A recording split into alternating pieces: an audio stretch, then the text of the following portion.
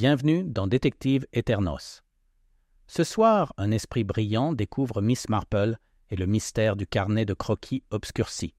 Un carnet de croquis disparu, un village de secrets et une question qui hante chaque ombre connaissant la vérité.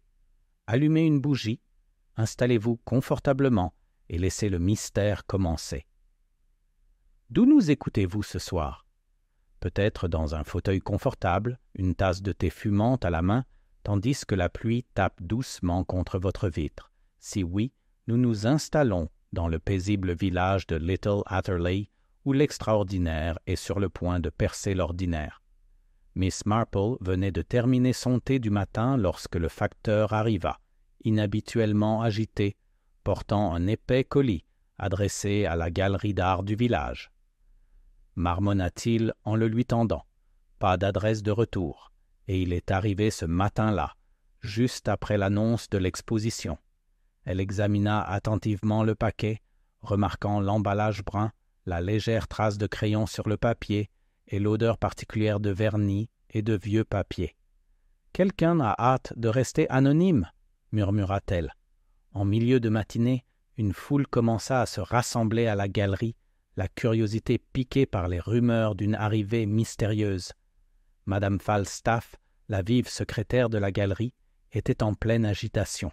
« Je ne comprends vraiment pas, Miss Marple, » dit-elle, les mains battant des ailes comme des oiseaux effrayés. « Ce pourrait être un cadeau, ou pire. On ne sait jamais, de nos jours. »« En effet, » répondit Miss Marple, un calme serein dissimulant son regard perçant. « Mais c'est souvent dans l'incertitude que se cache la vérité. » Les portes de la galerie s'ouvrirent et un jeune homme en blouse maculé de peinture apparut, visiblement l'assistant de l'artiste absent.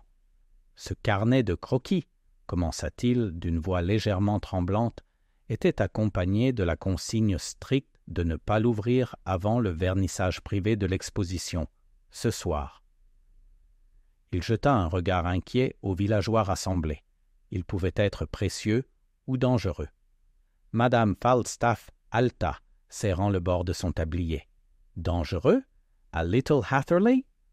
Vous plaisantez. » Pourtant, à mesure que la journée avançait, l'excitation des villageois se mêlait au malaise. Des murmures suivaient Miss Marple partout où elle allait. Certains prétendent que l'artiste avait des ennemis, d'autres évoquent un scandale profondément ancré dans l'histoire du village. M. Pritchard, propriétaire de la boulangerie locale, penchait, l'air conspirateur, vers un voisin. « Vous avez entendu » siffla-t-il. Certains disent que l'artiste est rentré de Londres dans des circonstances mystérieuses. On ne sait jamais ce qu'un citadin ramène avec lui. Miss Marple, qui inspectait tranquillement le vieux parquet de la galerie, sourit faiblement. « Un citadin peut réserver des surprises, certes, » murmura-t-elle, « mais ce sont souvent les visages familiers qui détiennent les secrets les plus percutants. » Le soir, la galerie s'était remplie de la crème des artistes, de la haute société de Little Atherley, de mécènes et de quelques villageois curieux. L'air était chargé d'impatience et l'odeur du vernis semblait plus forte que jamais. Miss Marple se plaça près d'un coin, d'où elle pouvait observer et écouter sans attirer l'attention. Son regard perçant captait chaque regard subtil, chaque demi-sourire, chaque mouvement nerveux des doigts. L'assistant porta nerveusement le carnet de croquis sur un piédestal, le recouvrant d'un tissu de velours sombre. « Vous plaît, » implora-t-il, « personne n'y touche jusqu'à l'inauguration officielle. » Il recula, les mains tremblantes. Un silence soudain s'abattit sur la salle. Le maire, qui n'était venu que pour la forme, rajusta ses lunettes et murmura. « Spectacle, n'est-ce pas? On a du mal à imaginer pourquoi un simple carnet de croquis pouvait faire autant de bruit. » Miss Marple, cependant, remarqua quelque chose d'étrange. Une légère empreinte sur le velours, comme si quelqu'un avait essayé de regarder dessous pendant la journée. Elle nota mentalement ce détail, ses doigts effleurant délicatement la dentelle de son mouchoir. Curieuse, pensa-t-elle, très curieux, en effet. Puis, sans prévenir, un cri retentit dans la galerie. Une femme s'était évanouie près de la table des rafraîchissements, renversant un plateau de verre, projetant une cascade de cristal au sol.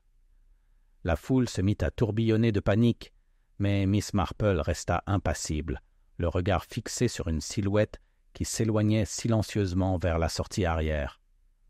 Un homme, grand et vêtu d'un manteau marron discret, disparut dans l'ombre derrière la porte de la galerie. L'esprit vif de Miss Marple remarqua la femme évanouie, les verres renversés, le départ précipité. Rien ne semblait lié. Pourtant, quelque chose dans cette séquence éveilla son intuition. Elle murmura « Un léger trouble, mais souvent, le moindre froncement dans le plus sobre des tissus révèle plus que le plus grandiose spectacle. » Alors que les villageois se réinstallent, des murmures de spéculation emplissent la pièce. « Peut-être était-ce le choc, » dit Madame Falstaff en se tamponnant le front. « La nervosité ou quelque chose dans le carnet de croquis. » Miss Marple sourit faiblement, les yeux plissés. Ou alors quelqu'un voulait nous faire croire que c'était le choc, tandis que la vérité se faisait discrètement entendre en coulisses. À la tombée de la nuit, le carnet de croquis était toujours couvert, mais l'atmosphère était chargée d'effroi. Les villageois partirent à contre-cœur, laissant Miss Marple seule avec l'assistante de la galerie et Madame Falstaff. Le piédestal recouvert de velours se dressait tel une sentinelle, cachant des secrets dans ses plis. Miss Marple passa son doigt le long du piédestal, à la recherche de traces cachées. « Un indice, » murmura-t-elle doucement, « se cache toujours à la vue de tous, attendant que les bons yeux le découvrent. » Elle se redressa et regarda les deux silhouettes restantes. « Restez avec nous jusqu'à la fin, » dit-elle d'un ton doux et posé, car alors seulement la vérité éclatera. Ainsi, la journée ordinaire de la petite Hatterlig s'était terminée par une arrivée étrange, une dame évanouie et un homme disparu. Le décor était planté pour des secrets, des mensonges et un mystère qui se dévoile discrètement sous le vernis du calme du village. Quelque part dans l'ombre, une histoire attendait, et Miss Marple comptait bien la découvrir morceau par morceau, murmure après murmure. Le lendemain matin de l'arrivée insolite du mystérieux carnet de croquis, la petite Hatterlig se réveilla, non pas dans son calme habituel, mais dans un profond frémissement de curiosité et d'inquiétude. Des oiseaux gazouillent nerveusement devant les fenêtres, comme s'ils avaient, eux aussi, perçu le tremblement de terre qui avait traversé le village la nuit précédente. Miss Marple, dans son salon bien rangé, sirotait son thé matinal et examinait les événements avec sa calme acuité habituelle. « Un évanouissement est toujours plus complexe qu'il n'y paraît, » murmurait-elle en posant sa tasse avec une réflexion prudente.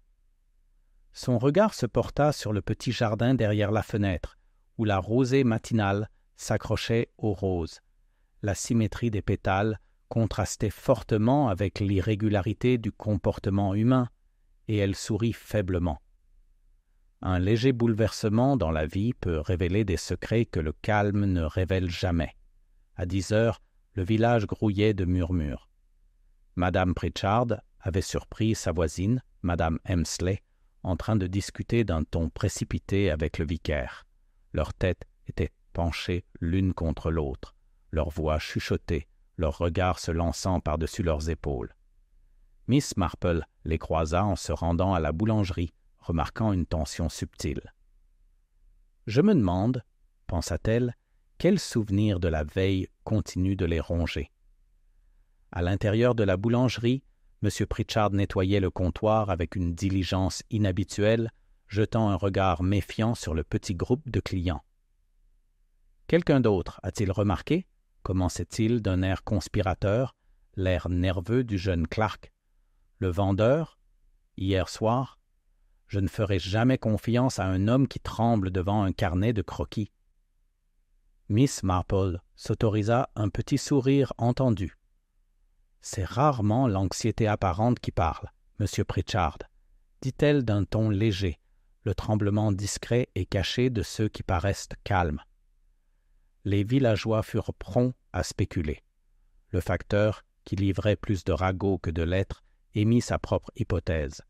Certains disent que l'artiste a des ennemis depuis son séjour à Londres. On oublie. Jamais un affront, murmura-t-il en se penchant vers qui voulait l'entendre. Et un carnet de croquis pouvait contenir plus que des... Il pouvait contenir des secrets, des confessions ou des preuves de dettes impayées. Miss Marple haussa un sourcil délicat, remarquant la façon dont son regard se posait sur les tables voisines, jaugeant les réactions. Elle devinait déjà que ce petit village, fier de sa tranquillité, allait bientôt se retrouver en proie à la suspicion. En milieu de matinée, elle s'était rendue à la galerie pour observer la scène de ses propres yeux. Madame Falstaff s'activait, se tordant les mains, visiblement impatiente de discuter des événements de la veille. « C'était affreux, Miss Marple, » s'exclama-t-elle. Cette pauvre dame, évanouie comme elle le faisait, le fracas des verres, la façon dont tout le monde se retournait et la fixait. Elle s'arrêta pour reprendre son souffle, et cet homme au manteau marron disparut comme englouti par les ombres. Miss Marple hocha la tête pensivement. Et pourtant, Madame Falstaff, les gens disparaissent rarement sans raison. La question est de savoir pourquoi il avait choisi ce moment et pourquoi personne ne l'avait remarqué avant que le chaos ne soit passé. Madame Falstaff frissonna. « Je n'aime pas ça, Miss Marple.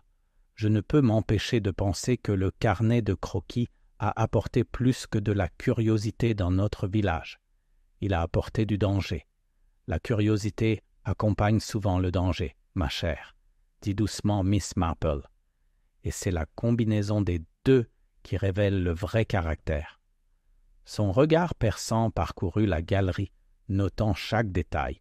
Le piédestal recouvert de velours qui captait la lumière matinale, les petites rayures près de la base, à peine visibles depuis la veille, et la disposition éparse des chaises où les villageois s'étaient assis.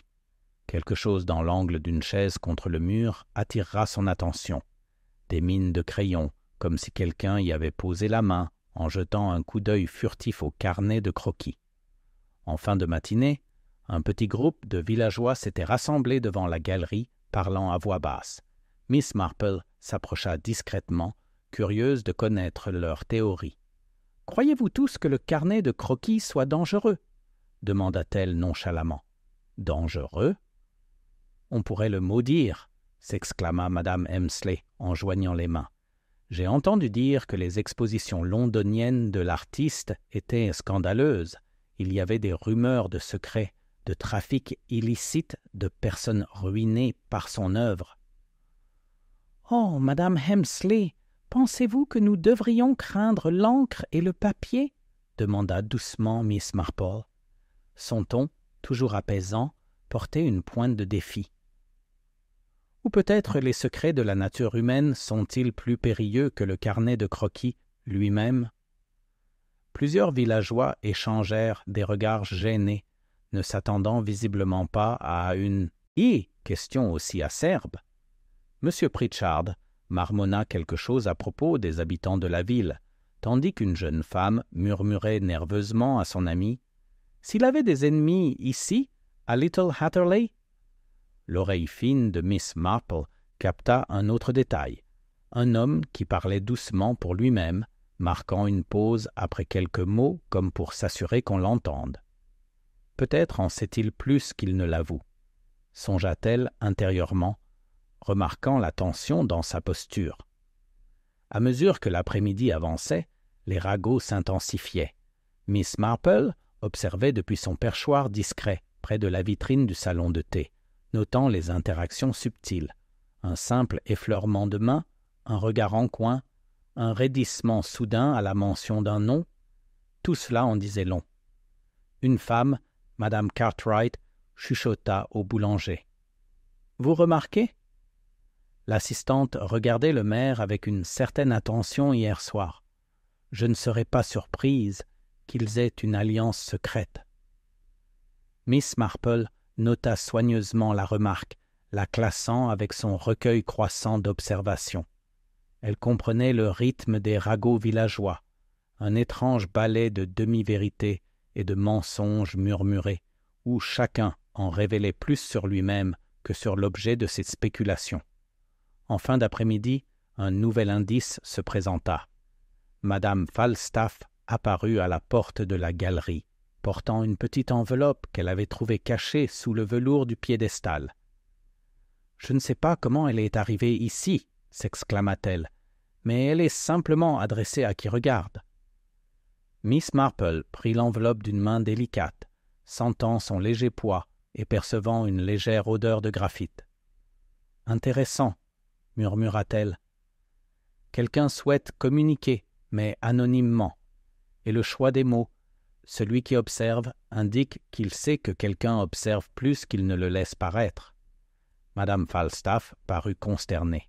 « Devrions-nous l'ouvrir » Les yeux de Miss Marple brillaient d'une vive intuition.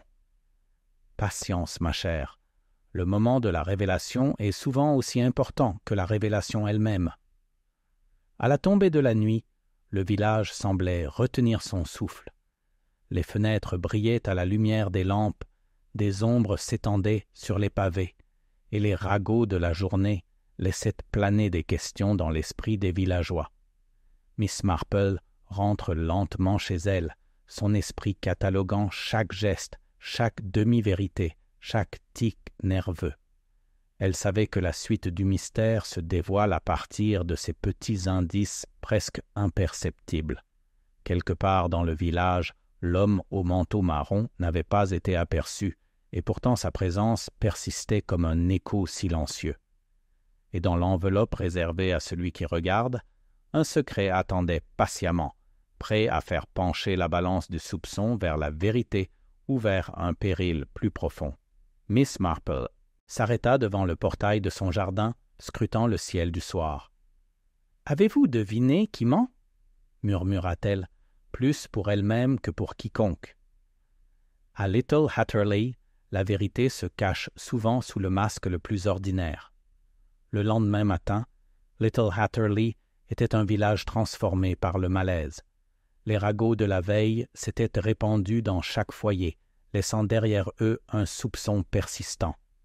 Miss Marple, comme toujours, arpentait la rue principale d'un air observateur et discret, remarquant que le boulanger ne l'avait pas salué comme il se doit, et que le facteur s'attardait désormais au coin des rues comme à l'affût de secrets qui pourraient lui convenir mieux que la distribution du courrier.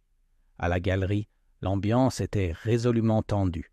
Madame Falstaff s'affairait devant les vitrines, redressant les papiers et ajustant l'angle du carnet de croquis, mais ses mains trahissaient sa nervosité. Miss Marple l'observait attentivement, remarquant que son regard se posait sans cesse sur le socle vide où l'enveloppe avait été découverte. Il semblait que cette découverte n'ait pas apporté de soulagement, mais plutôt une profonde inquiétude. « Vous semblez troublée, Madame Falstaff, » commença Miss Marple d'une voix douce mais incisive. « Le carnet de croquis vous inquiète-t-il? Ou est-ce le fait de savoir que quelqu'un vous observe ?»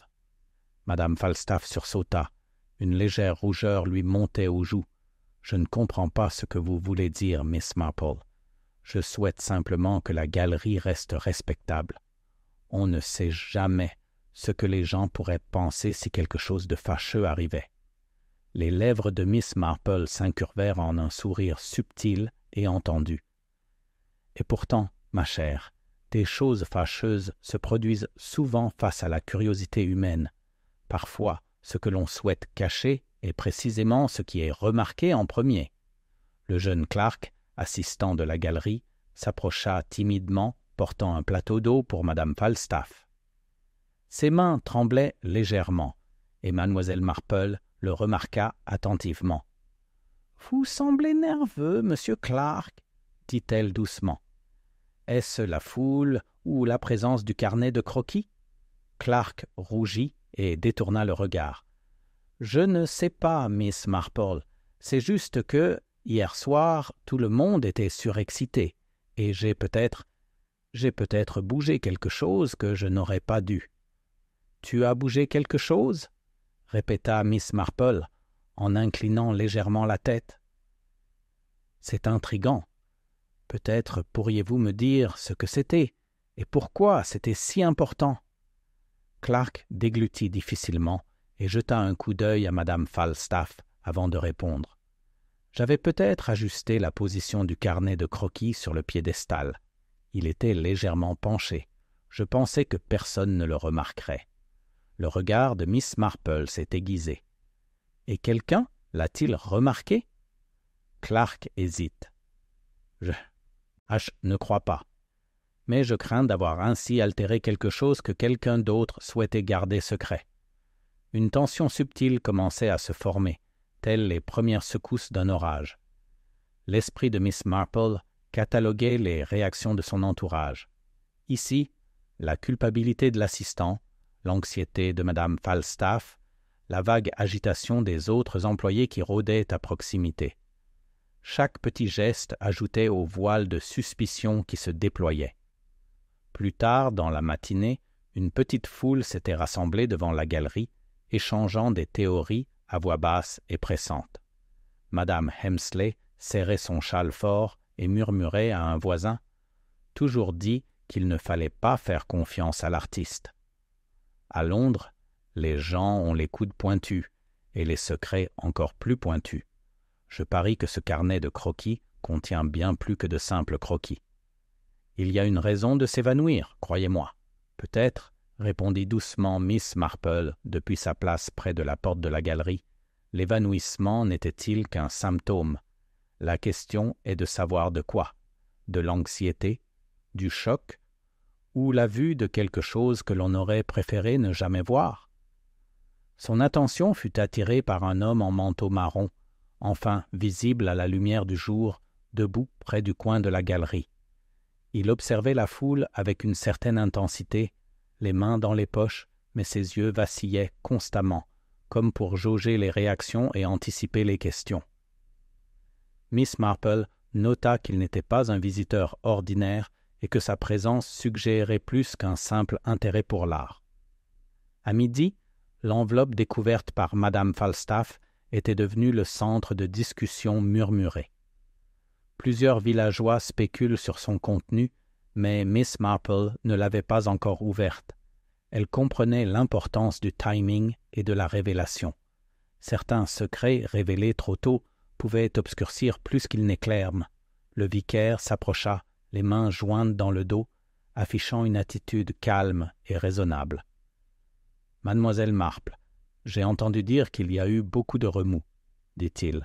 Pensez-vous que nous soyons en danger réel, ou est-ce l'excitation d'un village peu habitué aux surprises ?» Miss Marple le regarda pensivement. « Il est rarement dangereux d'avoir peur en premier, » révèle-t-elle. « Ce sont les impulsions de la nature humaine, et ces impulsions laissent souvent des traces, petites, subtiles et facilement négligées. » Son regard parcourut à nouveau la pièce, captant le léger tressaillement de la main gauche de Madame Falstaff, la façon dont Clark se balançait d'un pied sur l'autre, la façon dont l'homme en marron ajustait subtilement son manteau, comme pour cacher quelque chose. Chaque observation était un fil conducteur dans la délicate trame du mystère, et Miss Marple commençait déjà à en déchiffrer le fil. Un mouvement soudain à l'entrée la fit lever les yeux. La jeune Emily Cartwright, dont la curiosité était souvent aussi vive qu'incontrôlable, serrait un petit morceau de papier plié dans sa main. « Je l'ai trouvé dans un coin de la galerie, » balbutia-t-elle. « Je me suis dit que ça pouvait être important. » Miss Marple prend le papier avec précaution, remarquant l'écriture délicate et la légère odeur de graphite. Elle leva le papier à la lumière, scrutant les mots d'un message bref et énigmatique faisant allusion à une réunion plus tard dans la soirée près de la place du village. Il n'était pas signé, et pourtant sa formulation suggérait une connaissance intime de ceux qui observaient et de ceux qui étaient observés. « Merci, Émilie, » dit doucement Miss Marple en rangeant le mot. « Tu as bien fait de signaler ce fait. » Tandis que les villageois chuchotaient et spéculaient, Miss Marple recula et s'accorda un moment de réflexion. Les premiers suspects commençaient à se révéler à travers de subtiles contradictions. L'assistant nerveux, le galeriste anxieux, l'énigmatique homme au manteau marron. Mais l'énigme était loin d'être résolue.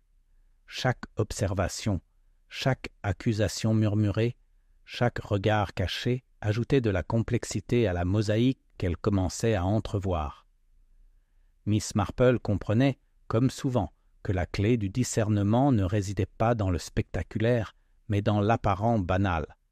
Le moindre lapsus, la plus discrète hésitation, le geste infime pouvait éclairer la véritable nature des événements et les intentions des personnes impliquées. Et, quelque part, au cœur de ces subtiles contradictions, le premier véritable indice du mystère du carnet de croquis obscurcis attendait. En milieu d'après-midi, la galerie était plongée dans un calme inquiétant. Les murmures matinaux s'étaient atténués, ne laissant que le faible écho des pas sur les parquets cirés. Miss Marple déambulait parmi les vitrines, son regard scrutant chaque ombre et chaque surface, avec la patience de quelqu'un habitué à voir ce que les autres ne voient pas. Ce fut Clark qui attira son attention en premier. Il était retourné à la galerie, soi-disant pour redresser les cadres, mais ses mains s'attardèrent inhabituellement longtemps sur un piédestal. Miss Marple l'observa de l'autre côté de la pièce, tandis qu'il feignait d'ajuster un croquis, mais la subtile façon dont il déplaçait le socle suggérait qu'il cherchait quelque chose de caché en dessous. « Monsieur Clark, » dit-elle doucement en s'approchant, « vous semblez particulièrement attentif à ce carnet de croquis. Puis-je vous demander pourquoi ?» Clark sursauta, comme surprise en flagrant délit, et balbutia. « Je voulais juste m'assurer que tout était à niveau, Miss Marple. » Rien de plus. Les yeux de Miss Marple se plissèrent légèrement. Parfois, les explications les plus innocentes cachent les vérités les plus révélatrices. Vous pourriez y réfléchir, surtout lorsqu'une étrange enveloppe a été retrouvée et que d'étranges notes circulent. Clark déglutit en tripotant le bord du piédestal. « Je n'ai rien déplacé d'important hier. Je voulais juste que ce soit présentable. » Miss Marple sourit faiblement, son expression ne trahissant jamais le tourbillon de pensée qui l'habitait. La présentation est certes importante, Monsieur Clark, même si parfois elle peut obscurcir plus qu'elle ne révèle. Son attention se porta sur Emily Cartwright, qui courut vers elle, essoufflée et les yeux écarquillés. « Miss Marple, il faut que vous voyiez ça. » Elle lui tend le mot énigmatique qu'elle lui avait remis plus tôt. « J'ai essayé de trouver quelqu'un d'autre, mais j'ai pensé que vous devriez le savoir en premier. » Reprenant le mot, Miss Marple l'examina attentivement. L'écriture, bien que familière, était ornée d'une subtile fioriture à la fin de chaque mot, une fioriture qu'elle avait déjà vue dans les registres de la galerie. Un lien se forme dans son esprit, reliant cette petite observation apparemment anodine à l'énigme plus vaste du carnet de croquis obscurci. « Merci, Émilie, » dit-elle doucement en glissant le mot dans sa poche. « Tu as bien fait. Parfois, le plus simple geste d'attention peut éclairer le mystère le plus complexe. » Madame Falstaff rôdait à proximité, se tordant les mains, son expression oscillant entre curiosité et inquiétude. « Mademoiselle Marple, pensez-vous vraiment que ce mot compte ? Ce pourrait être juste une farce. »« C'est possible, » répondit Miss Marple, même si le moment et la source laissent à penser qu'il s'agit d'une malice ou d'un message bien plus important. Il ne faut jamais sous-estimer ni l'un ni l'autre. À cet instant, l'homme au manteau marron revint dans la galerie, jetant un coup d'œil autour de lui comme s'il cherchait quelqu'un ou quelque chose. Miss Marple remarqua la tension dans ses épaules, la façon dont son regard s'attardait un peu trop longtemps sur le carnet de croquis. Il sembla pressentir que l'enveloppe et le mot étaient liés et que quelqu'un dans la pièce en comprenait déjà le sens. « Je crois que vous avez des visiteurs, » Madame Falstaff dit doucement à Mademoiselle Marple en désignant l'homme. Les mains de Madame Falstaff se crispèrent sur son tablier. « Oui, oui, je suppose qu'il est tout à fait normal de lui souhaiter la bienvenue. Après tout, c'est un mécène. » L'homme s'approcha, la voix douce, mais chargée d'une pointe de curiosité. « J'espère ne pas être indiscret. J'ai entendu dire qu'il s'était passé quelque chose d'inhabituel concernant le carnet de croquis, et j'ai voulu voir par moi-même. » Miss Marple le regarda avec un regard poli. La curiosité est souvent le début de la compréhension, et parfois c'est aussi le début des ennuis, même si on ne peut guère l'accuser isolément. Il souriait faiblement, mais Miss Marple percevait l'accélération de son pouls, le léger mouvement de ses mains, tandis qu'il ajustait son manteau. Son calme apparent ne masquait pas entièrement une certaine impatience ou une certaine attente. L'après-midi avançant, le regard de Miss Marple se reporta sur le socle où reposait le carnet de croquis. Quelque chose avait attiré son attention. Petite empreinte sur le bois, discrète mais distincte, comme si un coin de papier y avait été pressé à plusieurs reprises. Elle se pencha légèrement pour l'examiner, remarquant que la marque de pression correspondait presque exactement à la taille de la note énigmatique qu'Émilie avait trouvée. « Ah !» murmura-t-elle. « Un indice caché à la vue de tous, ignoré de tous, sauf des plus attentifs. Cette empreinte pourrait bien nous en dire plus que n'importe quel mot prononcé aujourd'hui. » Elle se redressa et parcourut la galerie du regard. Clark s'agitait dans un coin. Madame Falstaff observait les visiteurs avec une anxiété croissante, et l'homme au manteau marron parut momentanément distrait par le changement de lumière qui tombait sur le piédestal. Miss Marple classe chaque détail, sachant que chaque réaction subtile était aussi instructive que le message lui-même.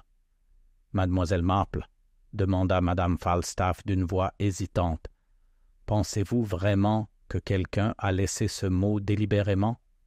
Ou est-ce une simple coïncidence? » « Madame Falstaff, » répondit Miss Marple, « d'après mon expérience, les coïncidences sont rares.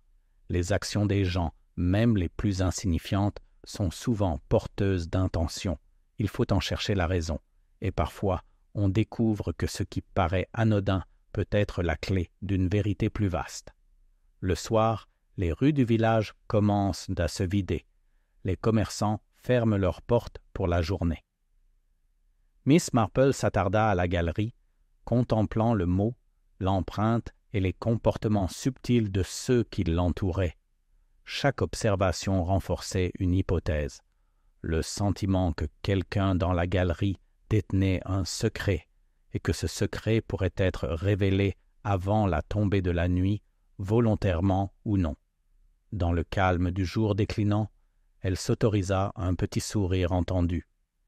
Les pages obscures du carnet, la note énigmatique et la délicate empreinte avaient fourni le premier indice tangible, subtil mais indubitable. Cela suffisait à approfondir son enquête et à suggérer que la prochaine étape révélerait bien plus que quiconque ne le soupçonnait à ce moment-là. Le lendemain matin, une fraîcheur régnait dans le village, même si le soleil tentait de percer le fin voile de brume qui s'accrochait aux rues pavées.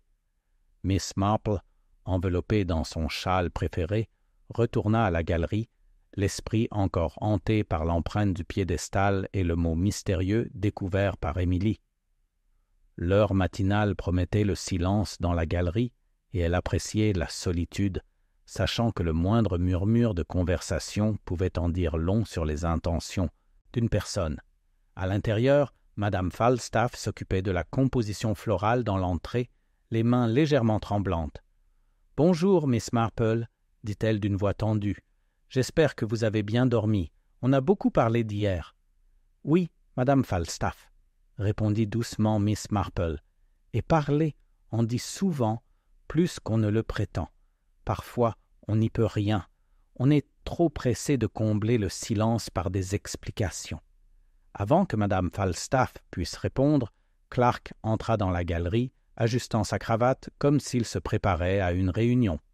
Miss Marple remarqua la précision de ses gestes, la façon dont son regard se posa brièvement sur le socle où reposait le carnet de croquis, comme s'il évaluait la journée à l'aune d'une norme interne.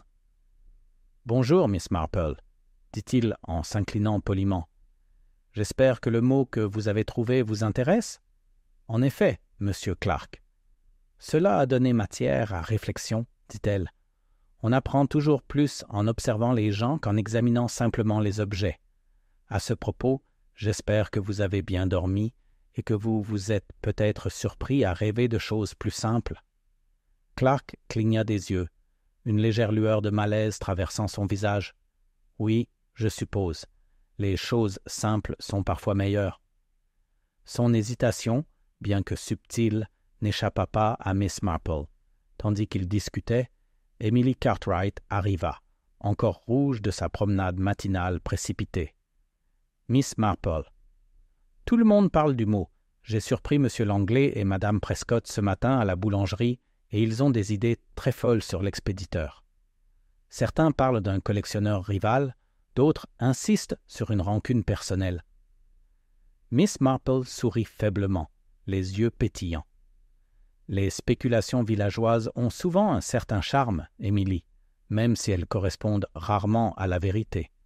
Mais elles peuvent révéler les peurs, les rivalités et les ressentiments cachés des personnes impliquées. En écoutant attentivement, on peut apprendre presque autant de ce qui est dit que de ce qui est caché. Madame Falstaff intervint en se tordant les mains. « J'espère que cela ne causera pas de problème à la galerie. On murmure déjà qu'il s'est passé quelque chose de fâcheux, mais personne ne sait exactement quoi. Même le maire l'a mentionné en passant. » Miss Marple incline la tête. Les rumeurs, Madame Falstaff, sont rarement sans fondement. Ce ne sont que des reflets déformés de la réalité, même si parfois cette déformation obscurcit complètement la vérité. Il est dans la nature de la conversation humaine d'exagérer, d'inventer et de révéler juste assez pour laisser entrevoir ce qu'on ne souhaite pas révéler ouvertement.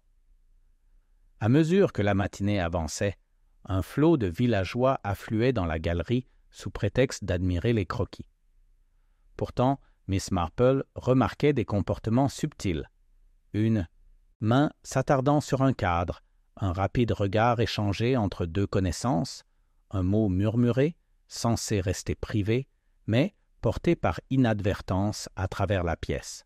Chaque observation était méticuleusement consignée dans son esprit, un registre mental d'interaction qui aurait pu paraître anodine autrement. Émilie revint avec un petit sac en papier. « Mademoiselle Marple, j'ai parlé à Madame Hastings. Elle dit avoir vu M. Clark quitter la galerie plus tôt que prévu hier soir, juste après la publication du message. Elle a trouvé cela étrange, car il reste habituellement pour fermer. » Miss Marple haussa un sourcil. Curieuse. Et avait-elle mentionné pourquoi elle trouvait cela étrange, au-delà du timing? Eh bien, elle disait que ce n'était pas seulement l'heure. Il semblait différent. Nerveux, je crois. Elle ne pouvait pas expliquer pourquoi, mais cela la mettait mal à l'aise. Le malaise, murmura Miss Marple, est souvent le signe que l'inconscient a détecté quelque chose que le conscient n'a pas encore résolu. Il est rarement à ignorer. Avant que la discussion ne puisse s'engager davantage, l'homme au manteau marron revint, s'adressant cette fois directement à Clark. « J'ai entendu dire qu'il y a eu une certaine confusion au sujet des événements d'hier, dit-il d'une voix douce, même si une légère tension dans sa voix le trahissait. Pourriez-vous clarifier les choses? » Clark se redressa aussitôt, ajustant sa veste comme pour reprendre ses esprits. « Je vous assure qu'il ne s'est rien passé de fâcheux, monsieur. Ce n'était qu'une journée de petits incidents, rien de plus. » Miss Marple observait silencieusement la conversation se poursuivre, notant les subtilités de ton et de posture. Le regard de l'homme se porta sans cesse sur le carnet de croquis, puis sur Clark, puis sur Madame Falstaff. Il était clair qu'il soupçonnait quelque chose ou espérait provoquer une réaction susceptible de trahir la vérité. Suivant son exemple, Miss Marple s'approcha des deux hommes. « Messieurs, je ne peux m'empêcher de remarquer qu'en évoquant les événements d'hier, aucun de vous n'a mentionné la petite marque sur le piédestal. Une marque insignifiante, peut-être, mais parfois, des marques insignifiantes cachent les secrets les plus lourds. Avez-vous déjà réfléchi à la raison de sa présence? » Les deux hommes se tournèrent vers elle, une brève hésitation traversant leur visage. La mâchoire de Clark se crispa, tandis que l'homme au manteau marron haussait un sourcil. Aucun des deux ne répondit immédiatement, mais le regard calme et posé de Miss Marple suggérait qu'il ne laisserait pas la question sans réponse bien longtemps. De l'autre côté de la pièce, Madame Falstaff murmura presque pour elle-même. « Oh, Miss Marple, remarquez-vous toujours tout ?»« Je remarque ce qui est nécessaire, Madame Falstaff, » répondit doucement Miss Marple. « Et le nécessaire est souvent plus éloquent que les mots. » La matinée se poursuivit à un rythme tendu, les conversations empreintes de suspicions exprimées, chaque regard pouvant trahir ses sentiments cachés ou des connaissances dissimulées. Miss Marple évoluait discrètement parmi les groupes, guidant avec douceur le dialogue, posant des questions anodines tout en observant et en calculant. À midi, elle avait recueilli suffisamment de subtiles révélations pour commencer à se faire une idée plus précise de la situation. Les bavardages des villageois avaient révélé des rivalités, des griefs latents et des motivations potentielles, le tout exprimé en remarques désinvoltes et expressions fugaces. Chaque fragment, chaque réponse hésitante, chaque regard en coin était un fil conducteur qu'elle tissait pour former une mosaïque de compréhension qui, bientôt, pointait sans équivoque vers un coupable. Alors qu'elle s'apprêtait à quitter la galerie pour un bref répit, un bruit soudain et aigu retentit dans l'arrière-salle, faisant bondir son cœur. Elle se dirigea rapidement vers le bruit, l'esprit en alerte. Ce qui se cachait derrière ce vacarme pouvait bien être la prochaine énigme du mystère qui se dévoile, et Miss Marple savait qu'il valait mieux ne pas l'ignorer. La galerie était redevenue silencieuse, le tumulte des conversations ayant laissé place à un silence tendu et plein d'attente. Miss Marple s'attardait près du piédestal, son regard scrutant la marque discrète où le carnet de croquis avait reposé. Elle méditait sur les subtils changements de comportement observés le matin même lorsque la sonnette au-dessus de la porte sonna de manière inattendue. Un homme de grande taille, vêtu d'un pardessus sombre, entra, une sacoche en cuir à la main, et coiffé d'un chapeau à larges bords qui lui cachait le visage.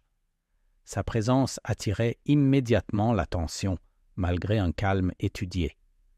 Villageois et personnels s'arrêtèrent, certains échangeant des regards curieux, tandis qu'ils s'approchaient de la réception. « Bonjour, dit-il d'une voix posée. Suis ici pour une affaire urgente concernant le carnet de croquis. » Madame Falstaff hésita, jetant un coup d'œil à Miss Marple avant de répondre. « Je ne suis pas sûr que quiconque Miss Marple s'avança avec assurance. « Puis-je vous demander, monsieur, qui vous représentez ?» L'homme releva légèrement la tête, révélant un regard perçant qui semblait ne rien manquer. « Je représente un collectionneur qui a tout intérêt à assurer la sécurité du carnet. Les événements récents ont rendu cette préoccupation nécessaire. » Miss Marple fronça les sourcils. « Événements récents ?» répéta-t-elle doucement, attirant l'attention de tous. « Parlez du mot, de l'encoche, ou peut-être d'autre chose qui n'a pas encore été révélée. » Une ombre légère passa sur le visage de l'homme, mais il garda son calme. « Tout cela, dit-il calmement, je voudrais examiner le carnet de croquis pour m'assurer qu'il n'a subi aucun dommage. » Clark s'avança, le visage crispé par une agitation continue. « Je vous assure, monsieur, que le carnet de croquis est parfaitement en sécurité. Nous avons pris toutes les précautions nécessaires. » Le regard de l'homme se déplaça subtilement, remarquant la tension des épaules de Clark et une lueur d'inquiétude dans son regard. Miss Marple, debout à quelques pas, capta chaque détail, les contractions des doigts de Clark, sa brève hésitation avant de parler, son regard rapide vers Madame Falstaff comme pour un soutien silencieux. « Peut-être, suggéra gentiment Miss Marple, devrions-nous tous rester calmes et permettre un examen attentif. Il n'est pas rare que les visiteurs aient des inquiétudes légitimes. » La mâchoire de Clark se crispa.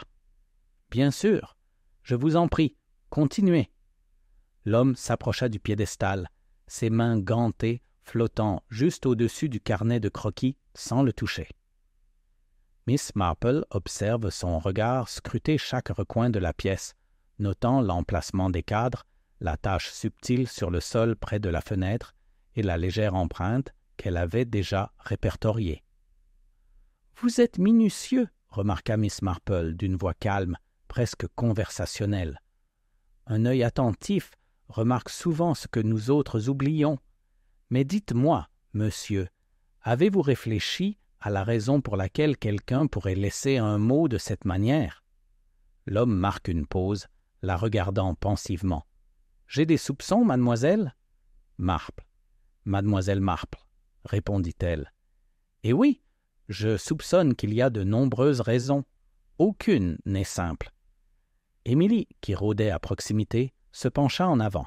« Pensez-vous que le message était destiné à avertir ou à accuser? » Miss Marple pencha la tête, un léger sourire aux commissures des lèvres. Peut-être les deux. Souvent, une seule action recèle de multiples intentions. Et souvent, la véritable intention se cache derrière un avertissement. À ce moment-là, une agitation s'éleva du fond de la galerie. Un cri aigu et effrayé résonna dans la salle. Tout le monde se figea, tandis que Madame Falstaff haletait, serrant son châle. « Qu'est-ce que c'est » demanda immédiatement Miss Marple, se dirigeant vers le bruit à pas mesurés. Émilie le suivit, le visage pâle.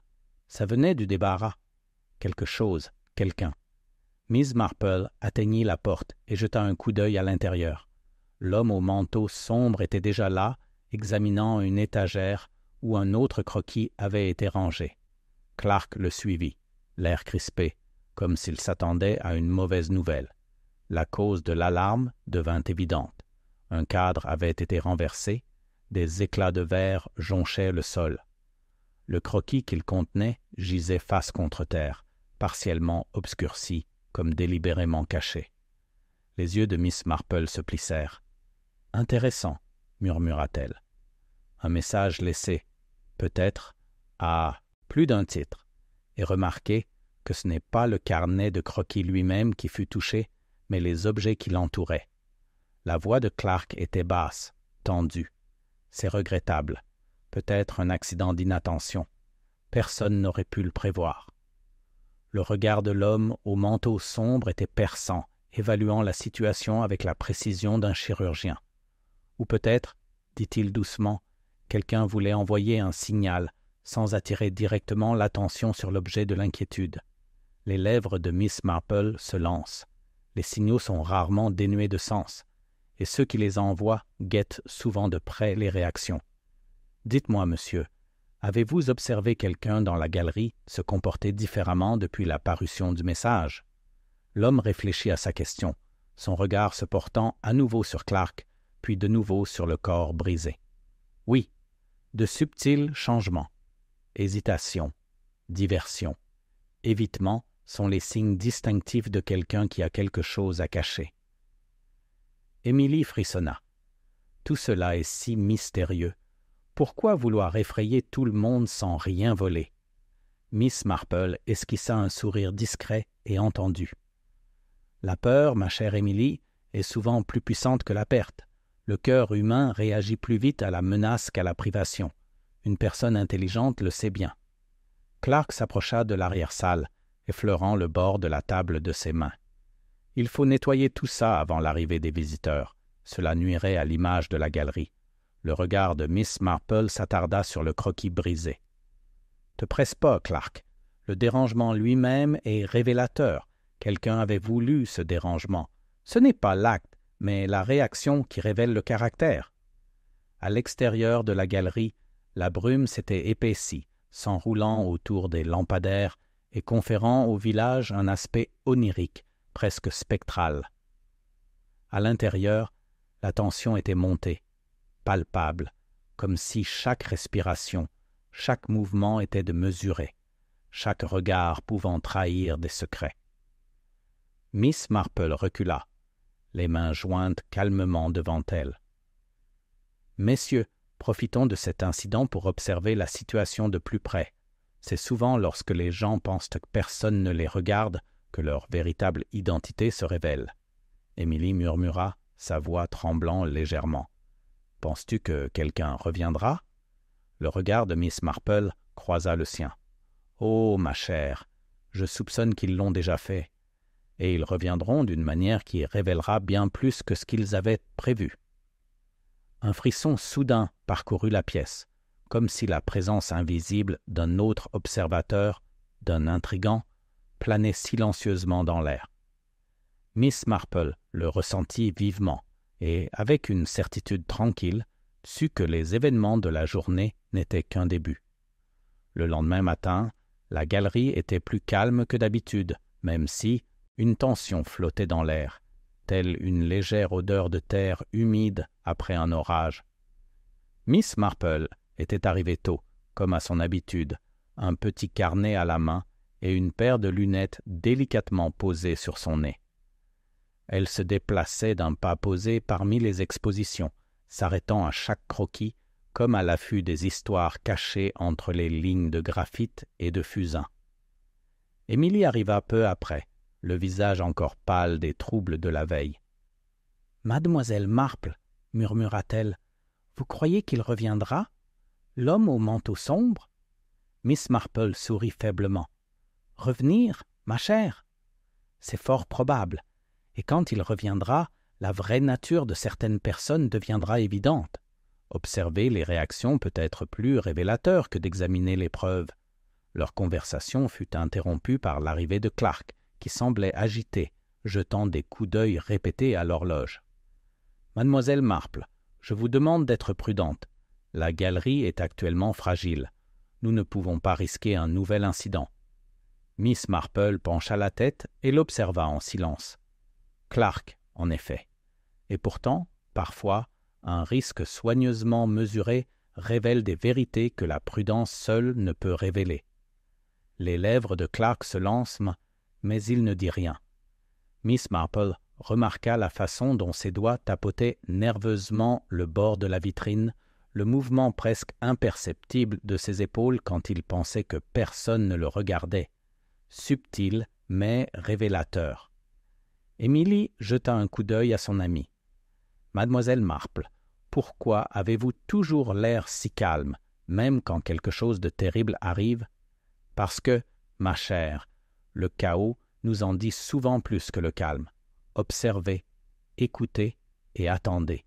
On remarque rarement les petits signaux qu'on envoie. Or, ces signaux sont souvent les plus révélateurs. » Leur conversation fut interrompue par le bruit de la porte d'entrée qui s'ouvrait à nouveau. Cette fois, ce n'était pas le grand homme de la veille. C'était M. Hollingsworth, le critique d'art local et visiteur occasionnel, connu pour son franc-parler et ses observations encore plus perspicaces. « Bonjour, dit-il d'un air prudemment joyeux. J'ai entendu dire qu'il y a eu une sacrée agitation, un corps brisé, une note mystérieuse, une délicieuse intrigue dans notre village par ailleurs morne. » Miss Marple lui offrit un sourire poli. « Bonjour, Monsieur Hollingsworth. Il semblerait que nous soyons confrontés à une situation qui requiert une attention particulière. » Le regard de Hollingsworth se porta sur Clark, puis sur Emily, s'attardant sur les subtils changements d'attitude. « Que le personnel de la galerie gère la situation correctement ?» demanda-t-il, bien que son ton suggérait plus de suspicion que de réconfort. « Bien sûr, » répondit Clark, bien que sa voix manquait de conviction. Il s'approche pour ajuster un cadre, les mains légèrement tremblantes. Miss Marple le remarqua, comme toujours, avec une satisfaction discrète. Emily s'approche de Miss Marple à voix basse. « Tu crois que quelqu'un nous observe? Ou attendre le bon moment ?» Miss Marple plissa les yeux. « Les deux, je suppose. Et plus il se croit prudent, plus il risque de se révéler. » Hollingsworth, inconscient de leur échange, se mit à arpenter lentement la pièce, son regard balayant la pièce. « Il y a quelque chose de troublant là-dedans, » dit-il, la façon dont les gens se déplacent, les regards qu'ils se lancent, presque comme si chacun gardait un secret. Miss Marple hocha légèrement la tête, reconnaissant la véracité de son observation sans se trahir. Les secrets sont la monnaie d'échange des relations humaines, Monsieur Hollingsworth, et parfois, on peut les échanger contre quelque chose de bien plus précieux que l'attention, la peur, peut-être, ou l'influence. Émilie frissonna à nouveau. « Tu crois que le carnet de croquis est au cœur de tout ça ?» Le regard de Miss Marple se reporta sur le piédestal, où le carnet de croquis demeurait intact mais omniprésent. Les objets agissent rarement seuls. Ils sont des vecteurs d'intention, des reflets du désir.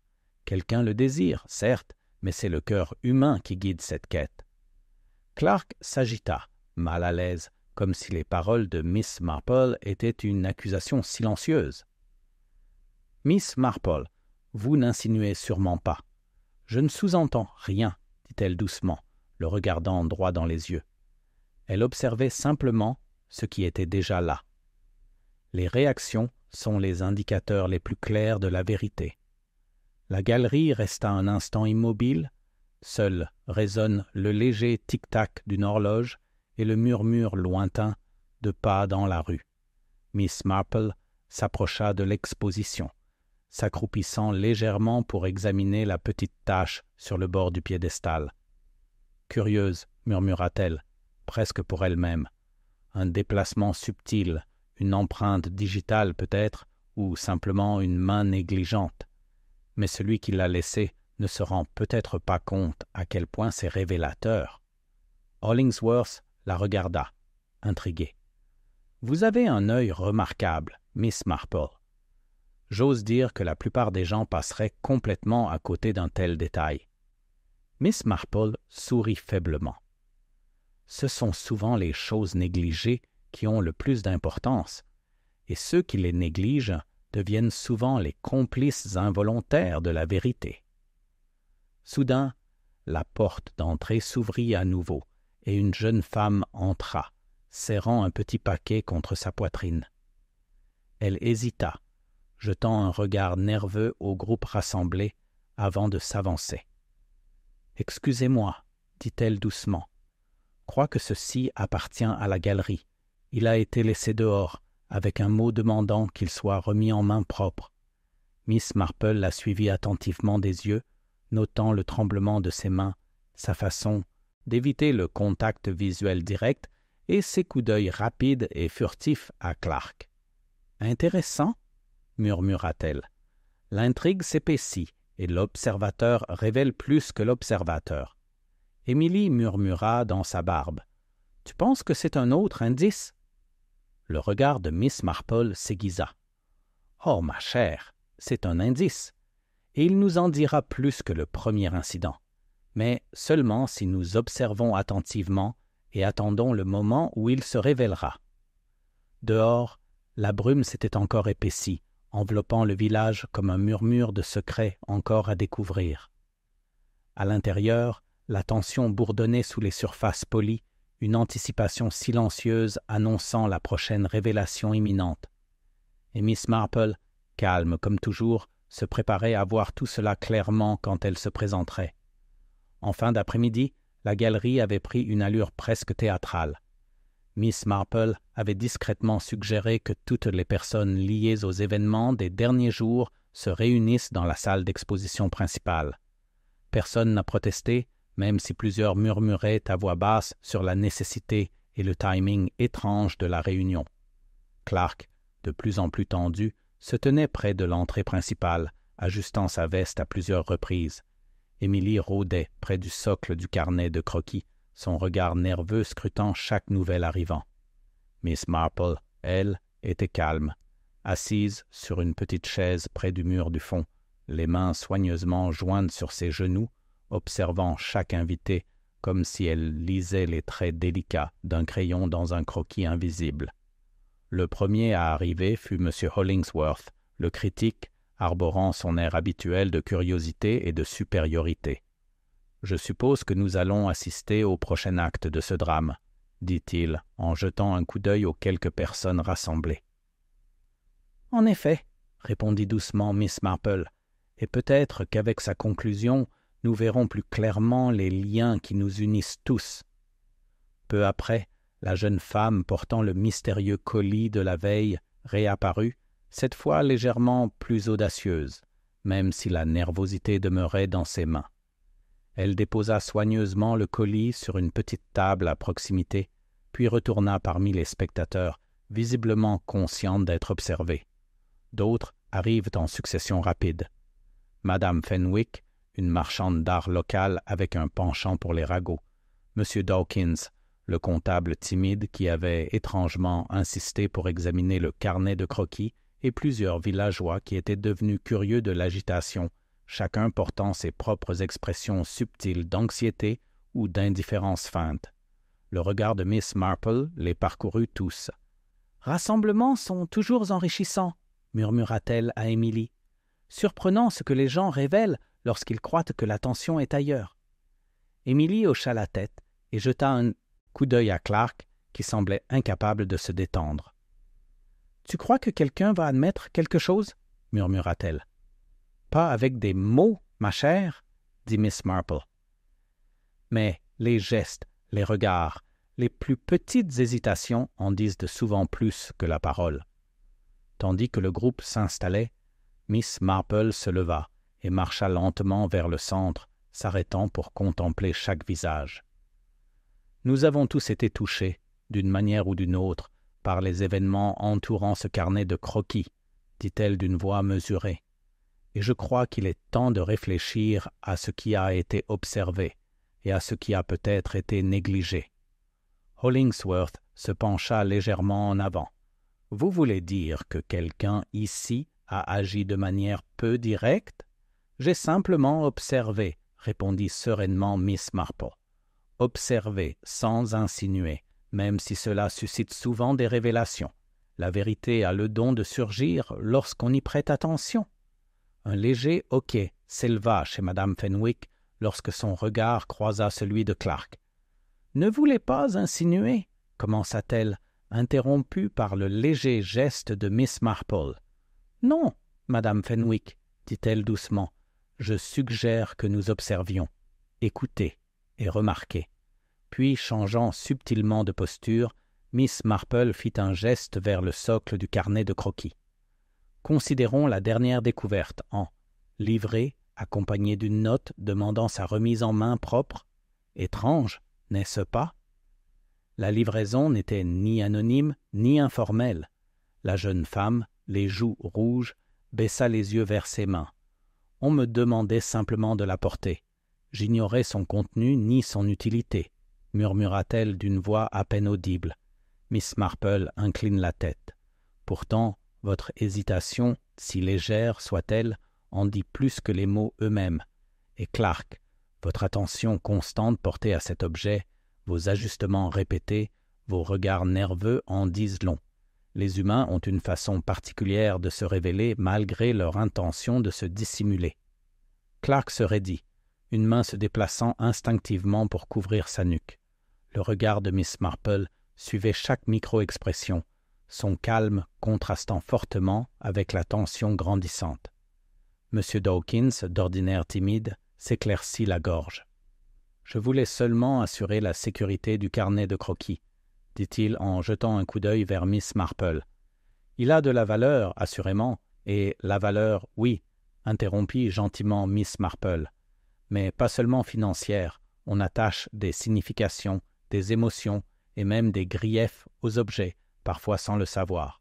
Ce sont souvent ces attachements qui guident les actions plus sûrement que la logique ou la raison. » Un silence s'abattit sur la salle, lourde de pensées non exprimées. Le regard de Miss Marple se porta alors à nouveau sur chaque invité, juste assez longtemps pour susciter un léger pincement des lèvres, un léger mouvement de pied ou un regard nerveux. Hollingsworth se pencha et murmura quelque chose à Madame Fenwick.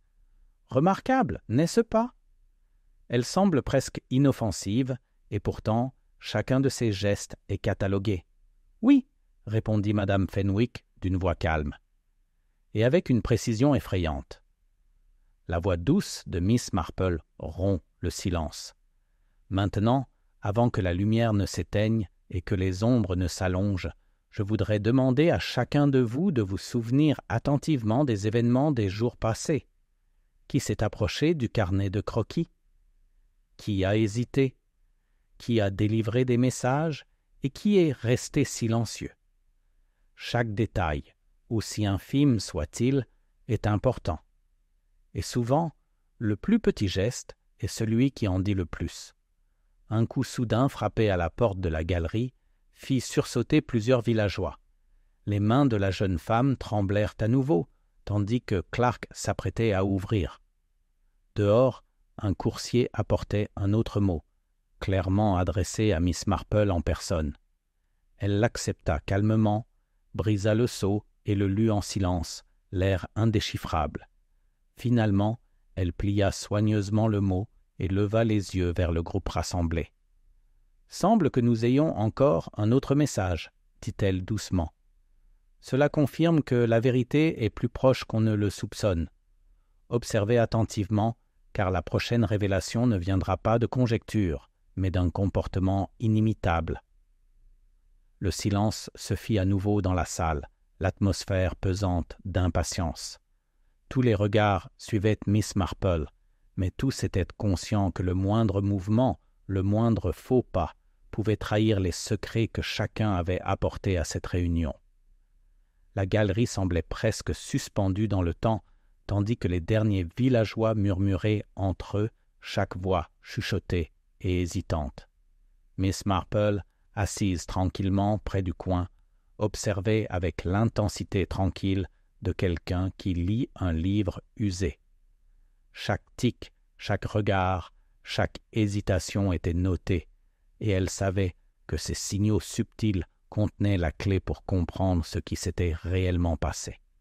Clark, visiblement plus perturbé qu'avant, se balançait sans cesse d'un pied sur l'autre, son regard se portant nerveusement vers le socle où reposait le carnet de croquis sous sa vitre protectrice. Émilie, debout près de lui, murmura « Tu crois qu'il sait quelque chose ?»« Peut-être, » répondit doucement Miss Marple, sans quitter des yeux le cercle des invités. « Ou peut-être croit-il seulement savoir. La frontière est ténue entre la supposition et la conscience, ma chère, et c'est souvent elle qui trahit la vérité. » La livraison du coursier avait créé une vague de tension persistante. Chacun semblait conscient, d'instinct, qu'une révélation, petite mais cruciale, était imminente. Miss Marple se leva lentement, les doigts légèrement posés sur le dossier de sa chaise, et fit signe au silence. « J'ai passé du temps à observer les événements entourant ce carnet de croquis, » commença-t-elle d'une voix douce mais attirant l'attention. « Et je crois qu'un petit détail, souvent négligé, pourrait éclairer la voie à suivre. » Les villageois échangèrent des regards perplexes et impossible de manquer la mâchoire crispée de Clark. Le regard de Miss Marple croisa son regard un bref instant et elle lui adressa un léger sourire, presque imperceptible. « Pensez au colis apporté hier, poursuit-elle. Il a été livré par quelqu'un qui semblait à première vue un simple passant, mais sa manière de le manipuler, légères hésitations, placements soignés, en disaient long.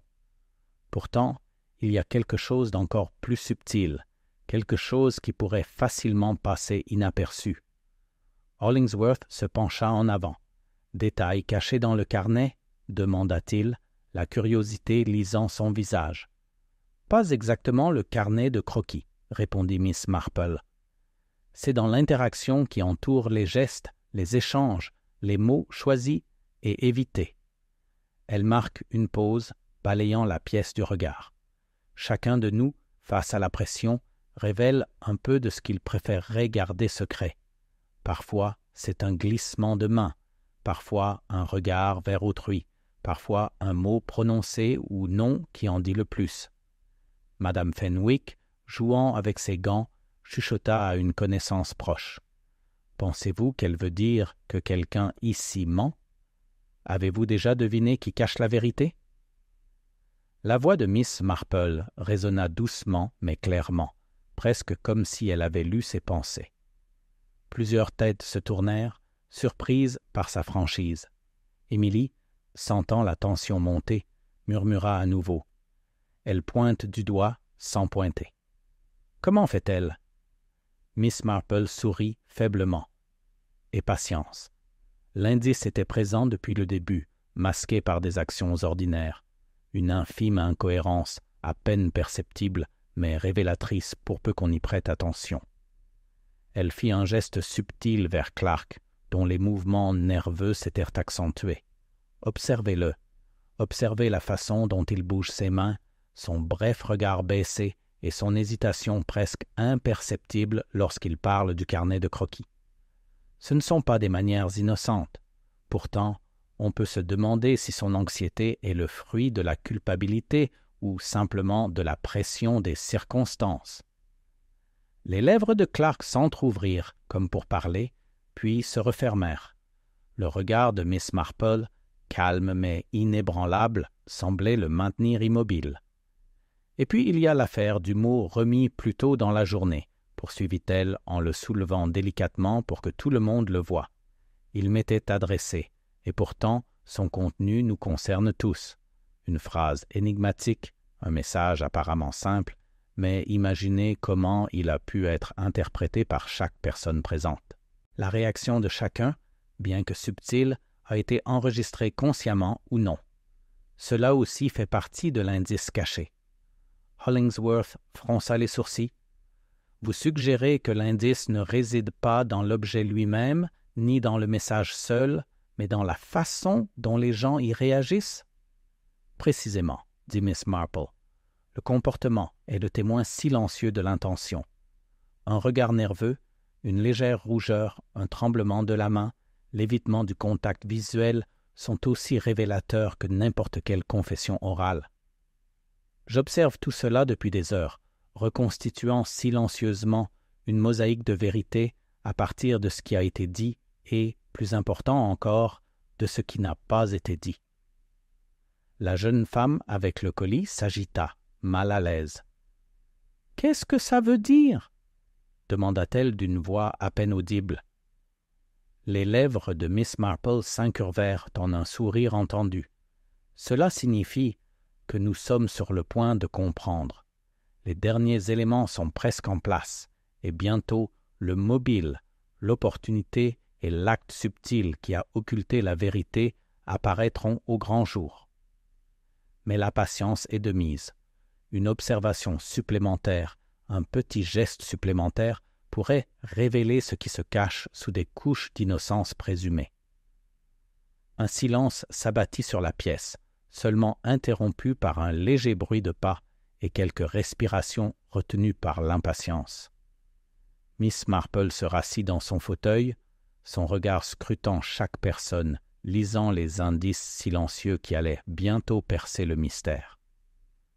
L'indice caché, elle le savait, était à portée de main et, une fois révélé, il ne laisserait place à aucun doute. La lumière de l'après-midi s'était adoucie en une chaude lueur ambrée, filtrant à travers les hautes fenêtres de la galerie et projetant de longues ombres délicates sur le sol poli. Miss Marple évoluait silencieusement parmi les invités, sans hâte, mais chaque regard qu'elle lançait semblait peser lourdement sur ceux qu'elle croisait. Une tension palpable et inquiétante flottait dans l'air, comme si la galerie elle-même avait absorbé l'appréhension des villageois. Clark, debout dans le coin le plus éloigné, jouait avec son chapeau, le faisant tourner entre ses mains comme si son bord pouvait l'ancrer dans le calme. Émilie s'attardait tout près, les sourcils froncés, sentant le poids de l'attention qui pesait maintenant sur sa compagne. Le regard de Miss Marple s'attarda sur eux deux un instant de plus que d'habitude, puis se dirigea délibérément vers le centre de la pièce, où le carnet de croquis reposait sous sa vitrine. « Maintenant, je crois qu'il est temps, » dit doucement Miss Marple, sa voix emplie d'une autorité tranquille qui attirait immédiatement l'attention. « De considérer les événements des derniers jours avec lucidité et de dire des vérités jusqu'ici restées cachées. » Un murmure sourd parcourt les villageois rassemblés. Certains se penchèrent en avant, d'autres, intrigués, appréhendaient. Hollingsworth, toujours prompt à intervenir, s'éclaircit la gorge. Voulez-vous dire, Miss Marple, que nous pouvons enfin identifier qui a été infidèle? En effet, répondit-elle, mais la vérité se révèle rarement dans les grands gestes. Souvent, c'est le plus petit geste, passé inaperçu, qui révèle la réalité d'une situation. Et dans ce cas précis, un acte particulier n'est pas passé inaperçu après une observation attentive. Clark se déplaça, mal à l'aise, et jeta un regard inquiet à Émilie. Le regard de Miss Marple croisa le sien, et son expression ne laissa transparaître qu'une sérénité indéchiffrable. « Le colis, poursuivit-elle en levant légèrement la main, a été livré hier. Sa manipulation, son emplacement et les paroles prononcées en sa présence contribuent tous à l'histoire que nous ne comprenons pas encore pleinement. Mais plus révélateur que l'objet lui-même est la réaction qu'il a suscitée chez les personnes présentes. » Émilie déglutit nerveusement, sentant que le ton calme de Miss Marple dissimulait un ton plus tranchant et précis. « Tu veux dire que quelqu'un ici est coupable ?» murmura-t-elle. « Avez-vous remarqué les subtilités, ma chère ?» demanda Miss Marple, sa voix juste assez audible pour qu'Émilie l'entende. L'hésitation avant de prononcer un mot, le léger tremblement d'une main, les regards échangés quand on se croit inaperçu. Tout cela est un ensemble de fils qui, tissés ensemble, créent une image d'intention. Un bruissement de tissu attira l'attention, tandis que Clark s'éclaircissait la gorge. « Je ne comprends pas. »« Qu'est-ce que tu insinues exactement ?» demanda-t-il, la voix crispée par le malaise. Les lèvres de Miss Marple se courbèrent légèrement. « Je sous-entends, Monsieur Clark, que la vérité, aussi bien dissimulée soit-elle, est rarement hors d'atteinte. Les actes trahissent ce que les mots tentent parfois de dissimuler, et en les observant, on peut commencer à reconstituer non seulement ce qui s'est passé, mais aussi pourquoi. » Hollingsworth s'approcha, la curiosité mêlée de frustration dans son expression. « Mais pouvez-vous enfin nous dire ce que ces actions révèlent? On ne peut pas passer l'après-midi à deviner, n'est-ce pas? » Miss Marple tourna son attention vers lui, son expression douce mais pénétrante. « Il ne s'agit pas de deviner, Monsieur Hollingsworth, mais d'observer avec patience. La réponse est déjà parmi nous, il suffit d'une attention particulière pour la révéler. Considérez le discours, le carnet de croquis et les réponses de ceux qui se croyaient totalement innocents. » Elle marque une pause, laissant ces mots pénétrer son esprit. La galerie semblait soudain plus petite, plus intime, tandis que chaque invité prenait pleinement conscience de sa propre présence et de son comportement. La clé, a-t-elle poursuivi, est de remarquer ce qui est inhabituel, non pas dans l'objet, mais dans les réactions qu'il suscite. L'anxiété, la déviation, les petites incohérences dans le discours ou les gestes sont des signes révélateurs de vérités cachées, et je demanderai à chacun de vous souvenir de votre propre comportement face au colis, au carnet de croquis et aux conversations qui l'entourent. Vos réponses, même tacites, sont bien plus révélatrices que vous ne l'imaginez. Les doigts de Clark se crispèrent sur le bord de la table, et la main d'Émilie cherche instinctivement son bras.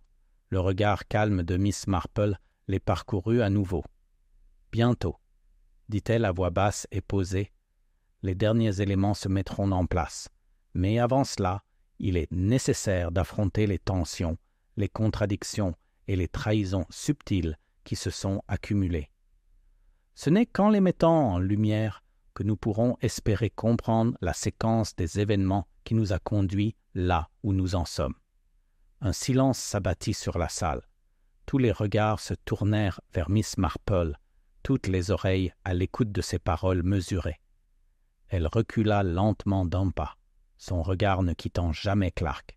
« Je propose donc que nous examinions maintenant les questions longtemps restées sans réponse, les vérités restées exprimées. Ce n'est qu'alors que le tableau sera complet et que la justice pourra trouver son juste chemin. » Le léger craquement d'une chaise qui bougeait attira l'attention de tous. Le visage de Clark avait pâli, et un tremblement parcourut sa main lorsqu'il la leva légèrement, presque involontairement. L'expression sereine de Miss Marple dissimulait l'acuité de son regard lorsqu'elle remarqua ce geste révélateur. Dans ce petit mouvement fugace se cachait une révélation qui s'était cachée à la vue de tous. La confrontation, subtile mais profonde, avait commencé et la vérité était sur le point d'être révélée. Le salon de Oakwood Manor avait pris un air d'attente ce matin-là, la lumière du soleil pénétrant par les hautes fenêtres, attrapant les grains de poussière comme de minuscules lanternes flottantes. Miss Marple se tenait près de la cheminée, les mains jointes calmement, son regard perçant scrutant les villageois rassemblés. Chaque visage exprimait une expression différente. Curiosité, appréhension, et chez certains, une légère trace de culpabilité qui trahissait plus que les mots ne le pourraient. « Merci à tous d'être venus », commença-t-elle d'une voix ferme et chaleureuse, mais imprégnée d'une autorité indéniable. Aujourd'hui, nous allons nous pencher sur certains événements et, je l'espère, nous rapprocher de la compréhension de vérités si soigneusement cachées. La pièce vibrait d'une énergie nerveuse. Clark était assis, raide, sur le canapé, Emily à ses côtés, tenant sa manche avec un léger tremblement.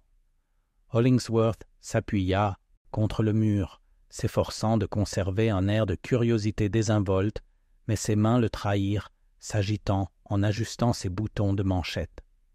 Le regard de Miss Marple passa délibérément d'un visage à l'autre. « Nous avons parlé d'action, de gestes subtils et des vérités qu'ils peuvent révéler, » poursuit-elle. « Il est temps maintenant de se concentrer sur les incohérences, les contradictions et les petits manquements survenus dans les jours qui ont suivi la découverte du carnet de croquis. » Elle s'avança vers le centre de la pièce, désignant d'un léger hochement de tête la table en chêne où le carnet de croquis avait été placé sous une protection en verre. « Cet objet, dit-elle, est plus qu'un recueil de dessins. Il a, au fil de son voyage, révélé les tempéraments, les motivations et les peurs de ceux qui l'ont manipulé. » Une légère toux d'Émilie attira l'attention, mais elle baissa rapidement les yeux, espérant que personne ne l'avait remarqué. Clark s'agita, mal à l'aise, la tension dans sa posture presque palpable. « J'aimerais demander à chacun d'entre vous, poursuit Miss Marple, de vous remémorer vos interactions avec le carnet de croquis. Réfléchissez à vos propres réactions, aux mots que vous avez prononcés et aux gestes que vous avez posés. Même le plus petit mouvement, la plus légère hésitation peuvent éclairer des aspects de votre personnalité qui autrement demeurent obscurs. » Hollingsworth s'éclaircit la gorge. « Voulez-vous dire, Miss Marple, que ces comportements peuvent véritablement révéler la culpabilité ou l'innocence ?» Miss Marple esquissa un léger sourire entendu. Le comportement parle souvent là où les mots manquent. Et parfois, la vérité est plus évidente dans les silences et les réactions exprimées de ceux qui se croient inaperçus. La salle resta silencieuse un instant, chacun réfléchissant aux paroles de Miss Marple. Puis, d'une voix douce, Madame Pennington, la veuve du boulanger du coin, prit la parole. « J'avoue avoir remarqué quelque chose d'étrange hier à l'arrivée du colis. M. Clark semblait agité. Il prétendait que ce n'était rien, mais il y avait quelque chose dans sa façon de détourner le regard. Les yeux de Clark se plissèrent légèrement et il s'éclaircit la gorge. « Je vous assure, Madame Pennington, j'étais tout simplement surpris. »« C'est tout ?» Miss Marple incline la tête, remarquant la tension subtile. « La surprise peut être sincère, Monsieur Clark, mais elle peut aussi être simulée. Les yeux, les mains, la façon dont on bouge sur une chaise sont difficiles à contrôler entièrement. Même le plus petit détail peut trahir le véritable état d'esprit. » Émilie se rapprocha de son mari et murmura « Calme-toi. » Elle observe, mais n'accuse pas à la légère. Miss Marple, entendant cela, hocha légèrement la tête. « En effet, ma chère, observer n'est pas accuser, c'est comprendre. Et c'est comprendre qui nous permettra de voir toute l'histoire. » Elle marchait lentement dans la pièce, s'attardant sur chaque invité. Revenons à la soirée de la galerie, lorsque le carnet de croquis vous fut présenté pour la première fois. Qui parmi vous hésitait, semblait anxieux et dont la réaction était décalée par rapport à ce à quoi on pouvait s'attendre? Réfléchissez, si vous le voulez bien, car les réponses se trouvent dans ces moments-là. Hollingsworth remua de nouveau, une légère rougeur lui montait aux joues. J'avoue avoir remarqué quelques réactions étranges. Mais la nervosité est-elle naturelle dans de telles circonstances? Le regard de Miss Marple croisa le sien, calme mais perçant. Il est naturel d'être nerveux, mais il est tout aussi naturel que l'esprit se trahisse, que l'hésitation ou l'évitement en disent plus long que les mots. Et c'est en percevant ces signaux que l'énigme commence à se résoudre. Un craquement soudain du plancher attira l'attention de tous. Clark jeta un coup d'œil à Emily, une lueur de peur dans les yeux. Le regard de Miss Marple s'adoucit, tout en conservant cette insistance silencieuse qui exigeait notre attention. Il nous faut donc observer attentivement, écouter attentivement et considérer chaque action dans son contexte. Alors seulement nous approchons de la vérité qui nous a si longtemps échappé. Tandis qu'elle conclut, un silence tendu régnait dans la pièce, chacun conscient que le moment des révélations était proche. Chaque geste, chaque regard, chaque mot pesait désormais lourd de sens, et dans les recoins du salon, les petits indices autrefois insignifiants commençaient à se fondre en un motif qui promettait de révéler le cœur du mystère. Le décor était planté, les pièces du puzzle presque en place, et la vérité attendait d'émerger des ombres projetées par le comportement humain. Le salon semblait plus petit ce soir-là, la lumière dorée des lampes projetant de longues ombres sur les visages des personnes rassemblées. Miss Marple se tenait avec une autorité tranquille près de la cheminée, son carnet de croquis posé sous la vitre protectrice sur la table devant elle. Tous les regards dans la pièce étaient braqués sur elle, certains avec appréhension, d'autres avec le fragile espoir que les réponses tant attendues soient enfin à portée de main. « Je vous remercie tous pour votre patience », commença Miss Marple d'une voix calme et mesurée, mais imprégnée d'une certaine détermination. Nous avons parlé de gestes, d'incohérences et des manières dont l'esprit peut se trahir.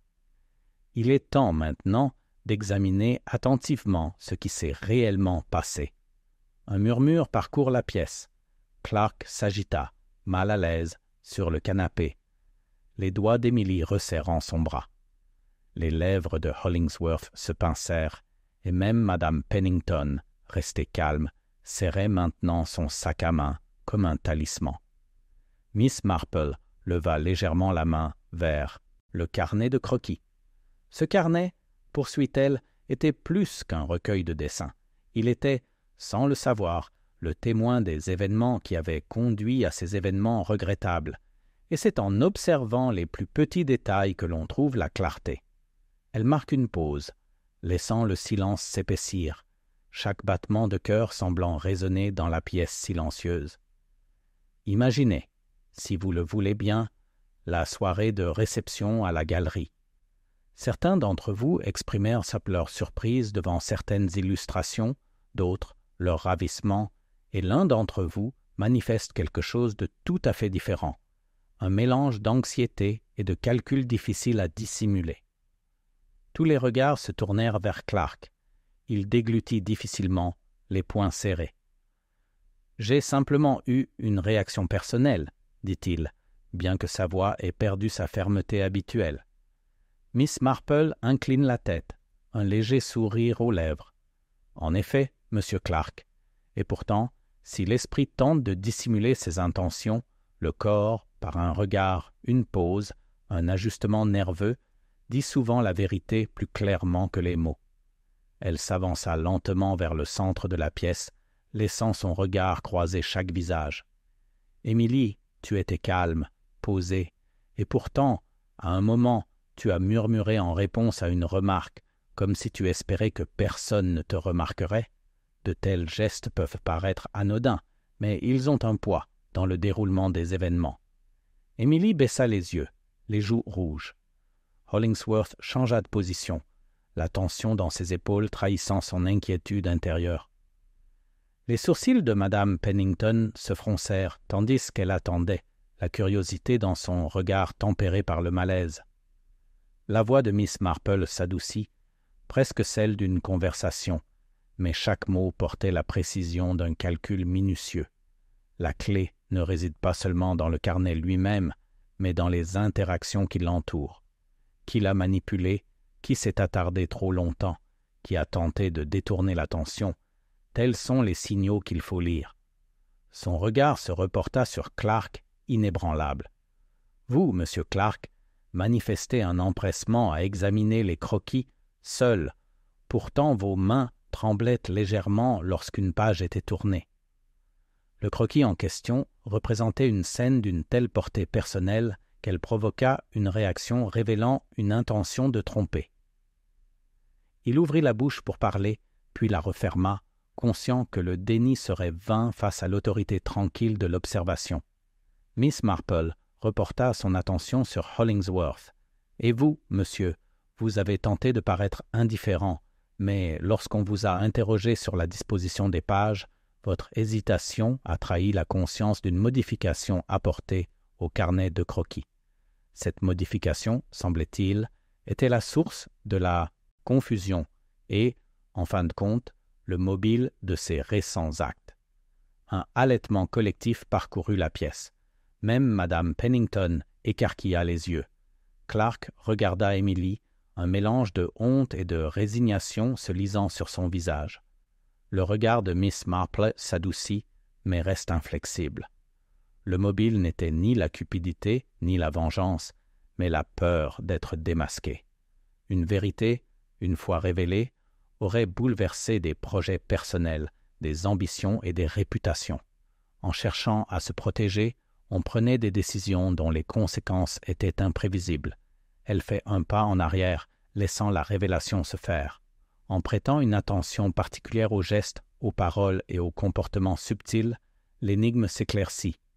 Le carnet de croquis, dans sa présence silencieuse, était témoin de ces petites vérités. Et maintenant, grâce aux preuves observées et interprétées, nous pouvons comprendre à la fois les actions entreprises et leurs raisons. Les épaules de Clark s'affaissèrent. C'est vrai. J'ai modifié le croquis, non pas pour nuire à qui que ce soit, mais pour cacher ce qui, je le craignais, me ruinerait. Je n'avais pas anticipé. Je ne pensais pas que cela provoquerait une telle inquiétude. Emily posa une main sur son bras, l'air partagé entre soulagement et tristesse. Hollingsworth expira, comme si un poids lui avait été enlevé, tandis que Madame Pennington secouait simplement la tête en murmurant « Est une chose vraiment compliquée ». La voix de Miss Marple exprimait la certitude tranquille de la compréhension. Et c'est pourquoi, mes amis, nous observons, écoutons et remarquons ce qui passe facilement inaperçu. La vérité se cache souvent dans le plus petit détail, révélée non par la force, mais par l'attention, la patience et la compréhension. Un doux silence s'abattit sur la pièce. Chacun, désormais conscient du délicat réseau de motivation, d'action et de conséquences, réfléchit aux événements qui les avaient réunis. Et si le mystère du carnet avait été dévoilé, le souvenir de ses regards inquiets et de ses gestes insouciants prouverait que la nature humaine, dans toute sa subtilité, reste rarement totalement cachée. L'air du soir était frais lorsque les derniers invités quittèrent le salon de Miss Marple, laissant derrière eux un léger parfum de lavande et de bois ciré. Clark et Emily s'étaient éclipsés ensemble, leurs excuses murmurées et leurs murmures rassurants s'estompant dans la paisible ruelle du village. Hollingsworth s'attarda près de la cheminée, ajustant distraitement un bouton de manchette, tandis que Madame Pennington restait assise, fixant pensivement le carnet de croquis désormais intact sous la vitre. Miss Marple s'approcha de la fenêtre, contemplant la rue illuminée. Même dans la douce lueur des réverbères, les ombres semblaient plus longues ce soir-là, s'étendant vers des recoins où se cachaient autrefois des secrets. Elle entendit un léger froissement de tissu derrière elle et se retourna pour voir Hollingsworth enfin parler. « Mademoiselle Marple, commença-t-il avec hésitation, je dois admettre que j'ai sous-estimé l'importance de l'observation subtile. Je croyais que seule l'action pouvait révéler la vérité. Mais c'est dans le calme et l'observation silencieuse que la clarté émerge. » Elle esquissa un léger sourire et hocha la tête. « Tout à fait, monsieur Hollingsworth. L'esprit humain a tendance à négliger ce qui se trouve juste devant lui, surtout lorsqu'il est pris dans des suppositions et des jugements hâtifs. Parfois, le moindre murmure de comportement révèle l'histoire la plus significative. » Madame Pennington se leva enfin, posant les mains sur la table comme pour se stabiliser. « J'ose dire, dit-elle en soupirant, que j'en ai appris plus sur mes voisins ces derniers jours que durant toutes ces années passées parmi eux. Qui aurait cru qu'un simple carnet de croquis puisse provoquer un tel émoi? » Miss Marple pencha la tête, l'air pensif mais doux. « Les objets agissent rarement seuls, Madame Pennington. Ils sont témoins de la folie, du désir et de la peur humaine. Ils attendent simplement que quelqu'un les remarque. » Dehors, la nuit était calme, à l'exception du murmure occasionnel du vent dans les arbres bordant les rues du village. Miss Marple ferma lentement les rideaux, comme pour sceller les événements de la soirée et les plonger dans la méditation. Elle retourna au centre de la pièce où le carnet de croquis reposait désormais, tel un confident silencieux, intact et pourtant profondément révélateur. Hollingsworth s'approcha enfin d'elle, baissant la voix. « Croyez-vous, Miss Marple, que de si petits gestes, regards, hésitations, murmures puissent toujours révéler la vérité? Ou est-ce seulement avec quelqu'un comme vous que de tels détails sont compris? » Son regard croisa le sien avec une certitude sereine. « La vérité est toujours là, monsieur. Elle peut se cacher sous des couches de faux-semblants et de suppositions, mais elle existe. La différence réside dans la volonté de la voir et de l'interpréter avec patience et attention. » Madame Pennington s'approcha en traînant les pieds, sa voix douce mais teintée de curiosité. « Et le village? Comment la vie reprendra-t-elle son cours après tout cela? Les croquis en disaient long. Pouvons-nous vraiment oublier les peurs et les soupçons qui ont surgi parmi nous? » Le regard de Miss Marple s'adoucit. « On n'oublie pas, Madame Pennington, mais on apprend. La vie continuera, et la nature humaine se révélera sous de nouvelles formes, comme elle l'a toujours fait. Les soupçons et les ragots ne sont pas entièrement vaincus, mais la sagesse permet de les affronter avec un cœur plus serein. » Pendant un instant, le silence enveloppa la pièce, empli seulement du faible tic-tac de l'horloge sur la cheminée. Puis Hollingsworth, avec un léger sourire, rompit le silence. « Et pourtant, il y a une certaine satisfaction à voir la vérité mise à nu, même si elle bouleverse les habitudes du quotidien. Peut-être le village a-t-il gagné en sagesse, ne serait-ce que légèrement. » Miss Marple incline la tête, son expression à la fois entendue et douce. « Légèrement, en effet. Il suffit que nous agissions avec plus de prudence, que nous observions avec plus de patience, et que nous nous souvenions que même le plus petit geste peut avoir un impact bien au-delà de ce qui est immédiatement visible. » Madame Pennington, jetant un dernier coup d'œil au carnet de croquis, secoua doucement la tête, un sourire contrit aux lèvres. « Et pourtant, je soupçonne qu'il y aura toujours des murmures dans les coins, des secrets derrière les portes, et des regards plus éloquents que des mots. »« Exactement, » acquiesça Miss Marple, une lueur subtile dans les yeux. « Et c'est pourquoi, mes chers amis, le monde demeure infiniment fascinant.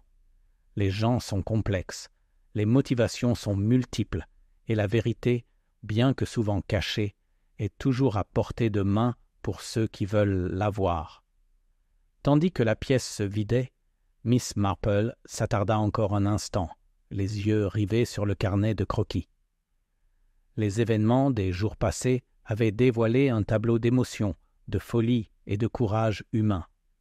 Pourtant, dans le calme qui suivit, elle savait que le village garderait le souvenir de ces révélations, les leçons de l'observation et la conscience que même les objets les plus simples pouvaient avoir une signification profonde. D'un dernier regard, elle ferma la porte du salon, le léger clic résonnant dans la maison, rappelant que les mystères, une fois dévoilés, laissent encore des traces qui persistent, façonnant tranquillement la vie de ceux qui en ont été témoins. Le lendemain matin, le ciel était clair et net, mais le village lui-même semblait plus calme que d'habitude, comme s'il retenait encore son souffle après les récents bouleversements. Miss Marple, assise à son petit bureau, une tasse de thé fumant doucement à côté d'elle, s'accorda un moment de calme réflexion. Le carnet de croquis était posé à proximité, ses pages soigneusement rangées, mais elle ne parvenait pas à se défaire de la sensation que sa présence continuait de résonner subtilement dans la conscience du village. On frappa doucement à la porte et Madame Pennington entra, portant un petit panier de scones. « Bonjour, Miss Marple, » dit-elle avec un léger sourire légèrement hésitante. « J'ai pensé que vous aimeriez prendre un petit déjeuner avant que la journée ne s'achève. »« Merci, ma chère, » répondit Miss Marple en lui rendant son sourire. « C'est gentil de votre part. Il ne faut jamais oublier que la vie continue, même lorsque les mystères ont été percés. » Madame Pennington posa le panier sur la table et s'attarda, son regard se posant un instant sur le carnet de croquis. « Vous pensez que le village oubliera vraiment tout ce qui a été révélé ?» demanda-t-elle doucement. « Ne peuvent m'empêcher de penser que certaines impressions resteront. » Miss Marple remuait lentement son thé, réfléchissant à ses paroles. On oublie rarement complètement Madame Pennington. Les souvenirs s'estompent, mais les comportements laissent des traces subtiles. Certains agissent avec prudence, d'autres commettent plus intelligemment, et quelques-uns tentent de dissimuler des vérités qu'ils préféreraient laisser enfouies. Mais telle est la nature de la société humaine. Elle s'adapte, apprend et, parfois, se trompe elle-même. Avant que Madame Pennington puisse répondre, une petite silhouette apparut dans l'embrasure de la porte. C'était le jeune Clark, les yeux écarquillés et sérieux. « Miss Marple, » dit-il en baissant la voix, comme si les murs eux-mêmes pouvaient l'entendre, « j'ai pensé que vous aimeriez le savoir hier soir. J'ai entendu quelqu'un parler près du vieux moulin. Ils ont encore parlé du carnet de croquis. Je crois qu'ils n'ont pas encore tout à fait laissé tomber. » Les yeux de Miss Marple brillaient d'une lueur familière d'amusement discret. Ah, le murmure de la curiosité ne s'éteint jamais vraiment, n'est-ce pas? Même après qu'une affaire a été résolue, l'esprit humain s'accroche à la fascination. C'est pourquoi les mystères perdurent, et pourquoi certains secrets, une fois révélés, continuent de résonner. Madame Pennington fronça légèrement les sourcils. « Crois que ça pourrait encore causer des problèmes ?» demanda-t-elle, une pointe d'inquiétude perçant sa voix.